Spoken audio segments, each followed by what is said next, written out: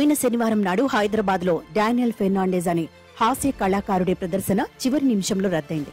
నువ్వు కనుక ప్రదర్శన నిర్వహిస్తే నా అనుచరులు వచ్చి దేహశుద్ధి చేస్తారు, మరెప్పుడైనా తెలంగాణ రావాలనుకుంటే 50 సార్లు ఆలోచిస్తావు అని బీజేపీ శాసనసభ్యుడు టి రాజాసింగ్ వీడియో ప్రకటన ద్వారా ఆ కమిడియన్ను హెచ్చరించడమే ఆ రద్దుకు కారణం.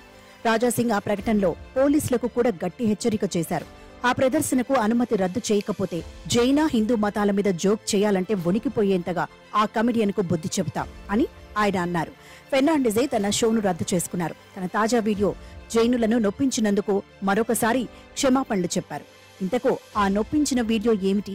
బక్రీద్ సందర్భంగా ఢిల్లీలో కొందరు జైన మతస్థులు వీలైనంత జీవహింస నివారించడం కోసమని ముస్లింల వేషంలో వెళ్లి కోతకు అమ్మకానికి ఉన్న 124 మేకలను కొన్నారు. అందుకోసం 15 లక్షల రూపాయలు సమీకరించుకున్నారు. ఈ వార్త అన్ని పత్రికల్లో, ఛానళ్లలో ప్రముఖంగా ప్రచారమైంది కూడా. ఈ ఉదంతం మీద ఫెర్నాండెజ్ చేసిన వీడియోలో కొన్ని చలోక్తులున్నాయి. దానిమీద వెంటనే ఎన్నో అభ్యంతరాలు ఆ వీడియో పోస్ట్ కిందటే వెలువడ్డాయి. కొందరు బెదిరింపులు, దూషణలు కూడా చేశారు. ఆ హాస్య కళాకారుడు తన క్షమాపణలు కూడా అక్కడే చెప్పారు. అయినప్పటికీ హైదరాబాద్ లో మాత్రం రాజాసింగ్ ద్వారా స్పందన తీవ్రంగా వ్యక్తమైంది.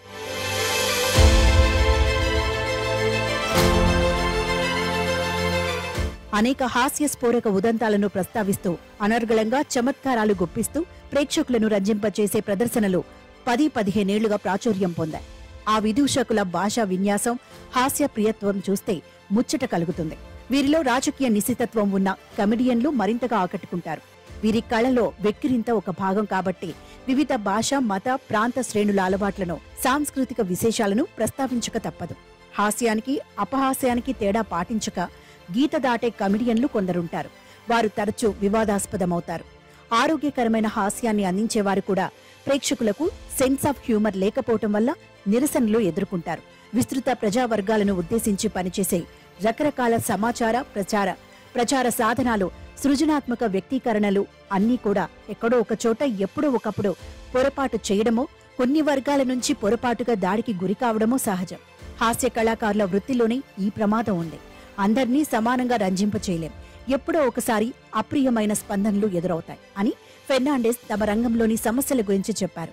ఒక కళాకారుడి ప్రదర్శనతో విభేదించవచ్చు, అభ్యంతరం చెప్పవచ్చు, కానీ హింస ప్రయోగిస్తామని హెచ్చరించటం సరికాదు కదా అని ఆయన ఆవేదన చెందారు. నిజంగా మరో మార్గం లేదా? మనోభావాలు గాయపడిన వారు కళాకారులకు తమ నిరసన చెప్పడము, ఆ కళాకారుడు తన తప్పును గ్రహించి కాని, తన చర్యను వివరించి కాని సమాధానం ఇవ్వడం వంటి ప్రజాస్వామిక పరిష్కారాలు ఇటువంటి సమస్యలకు లభించవా? ఒక కళాకారుడి ప్రదర్శనను రద్దు చేయించటమే న్యాయమైన ప్రతిస్పందన. తన నియోజకవర్గంలో జైనులు గణనీయంగా ఉండడం రాజాసింగ్ తీవ్ర స్పందనకు ఒక కారణం అనుకుందాం. స్వయంగా జైన మతావలంబకులు సమస్యలను ఘర్షణపూర్వకంగా పరిష్కరించుకోవాలనుకునేవారు కాదు. బక్రీద్ బలుల కోసం అంగడిలో ఉన్న మేకలను మారువేషంలో కొనుగోలు చేసి జీవరక్ష చేద్దామనుకున్నారంటే వారి సున్నితమైన ఆలోచన విధానం అర్థం చేసుకోవచ్చు. తమకు రుచించని తీరులో చలోక్తులు చెప్పిన కళాకారుణ్ణి ఊళ్ళోకి రాకుండా హెచ్చరించాలని వారు కోరుకుంటారా? వాళ్లే కాదు, సాంస్కృతిక జన వైవిధ్యం ఉన్న హైదరాబాద్ నగరం మనోభావాల సున్నితత్వాన్ని, భావ ప్రకటన స్వేచ్ఛను సమతుల్యతతో నిర్వహించజాలదా? కళలకు, కళాకారులకు ఎడతెగని సృజనాత్మకత ఉత్సవాలకు వేదికైన భాగ్యనగరాన్ని నిషేధాల ఆంక్షలతో మలినపరచడం సరి అయినదేనా?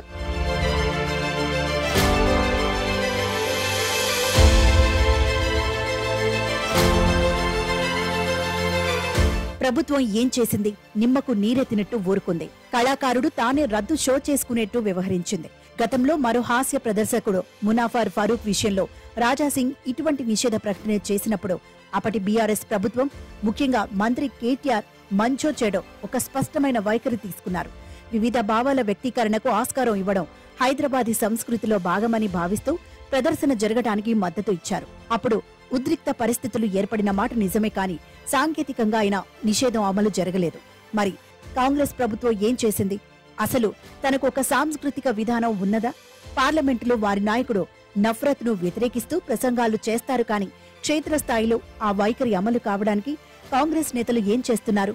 రాత్రి 11 దాటితే దుకాణాలు కట్టేయాలని కొత్త ప్రభుత్వం కట్టడి చేస్తుంటే నైట్ లైఫ్ లేని హైదరాబాద్ ఎలా అభివృద్ధి చెందుతుందని ఆందోళన చెందే సిటిజన్లు నాగరిక జీవనంపై ఫత్వాల జారీని ఎందుకు సీరియస్ గా తీసుకోవటం లేదు? మునాఫర్ ఫరూకీ, డానియల్ ఫెర్నాండెజ్ ల భావ ప్రకటన స్వేచ్ఛ బేషరతుదేమీ కాదు. వారు ఒక సంస్కారాన్ని, మనోభావాల పట్టింపును కళాకారులుగా పాటించవలసిందే. కాని ఆ విలువలో సమస్య వచ్చినప్పుడు చట్టం దాన్ని పరిష్కరించాలి. పౌర సమాజం కూడా కల్పించుకుని ఉభయ పక్షాలకు నచ్చచెప్పాలి. ఉద్రిక్తతలకు ఆస్కారమిచ్చే శక్తులను ఒంటరి చేయాలి. చట్టాన్ని చేతుల్లోకి తీసుకుంటామని హెచ్చరికలకు ఆస్కారం ఉండకూడదు. అది ఒక ధోరణిగా మారిపోకుండా చూడాలి. బీఆర్ఎస్ పార్టీకి లోపాయికారిగా బీజేపీతో ఏదన్నా అవగాహన ఉండిందో లేదో కాని పైకి మాత్రం ఆ పార్టీ నేత కేసీఆర్ తెలంగాణ మిశ్రమ సంస్కృతిని, వైవిధ్య సామాజిక జీవనాన్ని గొప్పగా ప్రచారం చేసేవారు. అభివృద్ధికి, మత సామరస్యానికి ఉండవలసిన అనివార్య సంబంధం గురించి తనదైన పద్ధతిలో చెప్పేవారు. కొత్త ప్రభుత్వానికి సెక్యులరిజం అన్నది ఒక ఎన్నికల రాజకీయ విలువ మాత్రమేనా అన్న సందేహం కలుగుతోంది. ఉదాహరణకు బక్రీద్ ముందు తర్వాత మెదక్లో ఏర్పడిన ఉద్రిక్తత. ఆ పక్షం నుంచి ఇద్దరిని, ఈ పక్షం నుంచి ఇద్దరిని అరెస్ట్ చేసి కేసులు పెట్టడమే మత సమానత్వం అనుకుంటే ఎలా? జరిగిన దానికి బాధ్యులెవరో నిష్పాక్షికంగా కనిపెట్టడం, భవిష్యత్తులో ఇటువంటి సంఘటనలు జరగకుండా జాగ్రత్త పడటం, ఈ రెండింటిలోనూ ప్రభుత్వ వైఫల్యమే కనిపించింది. వెటకారాలు చేసే వృత్తిలో అప్పుడప్పుడు నోరు జారడాలు ఉన్నట్టే వేర్వేరు మతాలు నివసించే చోట అప్పుడప్పుడు సమస్యలు వస్తాయి. పైగా దేశవ్యాప్తంగా ఉన్న వాతావరణ ప్రభావం తెలంగాణలోనూ ఉంటుంది. ఈ ఉద్రిక్తతలలో జీవించేది, నష్టపోయేది ప్రజలు కదా. ఉభయ మతాల వారితో సంప్రదింపులు చేయాలి. ప్రభుత్వం ఆ దిశగా ప్రోత్సహించాలి. లేదా అందరికీ ఆమోదయోగ్యులైన పెద్ద మనుషులకు ఆ బాధ్యత అప్పగించాలి. క్షేత్రస్థాయిలో సామరస్యాన్ని కాపాడడం అంటే ప్రజలతో గాఢమైన సంబంధంలో ఉండి ప్రమాదకర ధోరణులు కనిపిస్తే వాటిని మొగ్గలోనే తుంచేయడం, వాటి గురించిన అవగాహన కలిగించటం, సమాన సంఖ్యలో అరెస్టులు చేయడం కాదు. బీజేపీ వల్ల ప్రమాదం ఉంటుందని, దానిని గెలవనివ్వవద్దని ప్రచారం చేస్తూ కొన్ని ప్రజా సంఘాలు లోక్సభ ఎన్నికల ముందు ప్రచారం చేశాయి. నేరుగా చెప్పకపోయినా వారు కాంగ్రెస్ కు అనుకూలంగా ఓటు వేయమని చెప్పిన వారే. అది వారి ఇష్టం. దేశంలోని పరిస్థితుల రీత్యా అది అవసరమైన ఎంపిక అని వారనుకున్నారు. ఆ ప్రచారంలో భాగంగా వారొక బస్సు యాత్ర చేశారు. వివిధ ప్రజా వర్గాలను వారున్న చోటుని కలుసుకుని తమ అభిప్రాయాలను వివరించడం పద్ధతిగా పెట్టుకున్నారు. రిటైర్డ్ ఐఏఎస్లు, ప్రొఫెసర్లు, సామాజిక కార్యకర్తలు ఆ బృందంలో ఉన్నారు. మహబూబ్ నగర్, వరంగల్ పట్టణాలలో ఆ బృంద సభ్యులకు అప్రజాస్వామికమైన, అమర్యాదకరమైన ఆటంకాలు ఎదురయ్యాయి. అలాగే మత సామరస్యం కోసం గొంతెత్తే కవులు, రచయితలు సమూహ అనే వేదికపై సంఘటితమై తమ రచనలను, అభిప్రాయాలను పంచుకుంటుంటే వరంగల్లోనే వారి మీద దౌర్జన్యం జరిగింది. ఈ అన్ని చోట్ల ఆయా అధికారులు తమ పాత్రను నిర్వహించనే లేదు. అప్పటికప్పుడు చెదరగొట్టడమో, బాధితులకే నచ్చచెప్పడమో తప్ప ఒక వైఖరిని తీసుకుని సమస్య పునరావృతం కాకుండా పరిష్కరించటం లేదు. ఈ సంఘటనలన్నీ తెలంగాణలో సామాజిక దౌర్జన్యవాదం పెరిగిపోతోందన్న కలవరం కలిగిస్తున్నాయి. ఉత్తరాది అంతగా చెడిపోలేదు కాని హేతువాదుల మీద, ఉదారవాదుల మీద, రకరకాల ప్రగతివాదుల మీద నేరుగానూ సామాజిక మాధ్యమాలలోనూ దాడులు జరుగుతూనే ఉన్నాయి. చాప కింద నీరులాగా వ్యాపిస్తున్న ఈ ధోరణులే రేపు పెను ప్రమాదానికి కారణమవుతాయి. విద్యుత్ రంగంలో ప్రైవేటు పాత్రదారులను తీసుకురావాలనుకుంటే కాంగ్రెస్ ప్రభుత్వం ఆ విషయం బాహటంగా చెప్పి చేస్తే బావుంటుంది. 25 ఏళ్ల కిందట ఎప్పుడైతే విద్యుత్ బోర్డు ఉత్పాదక, సరఫరా, పంపిణీ వ్యవస్థలుగా విభజితమైందో అప్పుడే ప్రైవేటు ఉద్దేశాలు వెల్లడయ్యాయి. ఆయా సంస్థలు ప్రజల నిత్యావసరాలతో ముడిపడినవి కావడం, లాభదాయకత లేకపోవడంతో ఇంతకాలం ప్రైవేటు సంస్థలు రాలేదు తప్ప విధానం లేక కాదు. ఇవాళ బిల్డింగ్ తో ప్రారంభించి అదాని తెలంగాణ విద్యుత్ రంగంలోకి ప్రవేశిస్తుంటే దాని రాజకీయ పర్యవసనాలను రేవంత్ రెడ్డి ప్రభుత్వం ఎదుర్కోవలసి ఉంటుంది. అదానియే ఒక సమస్య. విద్యుత్ సంస్కరణల అమలుతో ముడిపడిన వ్యవసాయాది రంగాలు మరొక సున్నితమైన సమస్య. అయితే అదానికి అందించిన మొదటి ప్రాంతం హైదరాబాద్ పాత బస్తీ కావడంతో ఒక చిత్రమైన పరిస్థితి ఏర్పడింది. పాత బస్తీలో విద్యుత్ బిల్లుల వసూళ్లు దాదాపుగా జరగవు అనేది ప్రాచుర్యంలో ఉన్న అభిప్రాయం. మైనార్టీల తుష్టీకరణ అంటూ చేసే వాదనల్లో ఇదొక అంశం. బహుశా అక్కడ విద్యుత్ వినియోగానికి, బిల్లింగ్ జరిగే పరిమాణానికి కొంత అంతరం ఉండి ఉంటుంది. రాష్ట్రంలో ఏ చోట్ల ఆ అంతరం ఉన్నదో, పాత బస్తీలో ఎంత ఉన్నదో ప్రభుత్వాలు ఎప్పుడూ చెప్పలేదు. ఏది ఏమైనా పాత బస్తీ వాసులు తమ మీద ఉన్న ఆ అభిప్రాయాన్ని తొలగించుకోవడమే మంచిది. వాళ్లు తక్కిన సమాజంతో సంలీనం కావడానికి అది తోడ్పడుతుంది కూడా.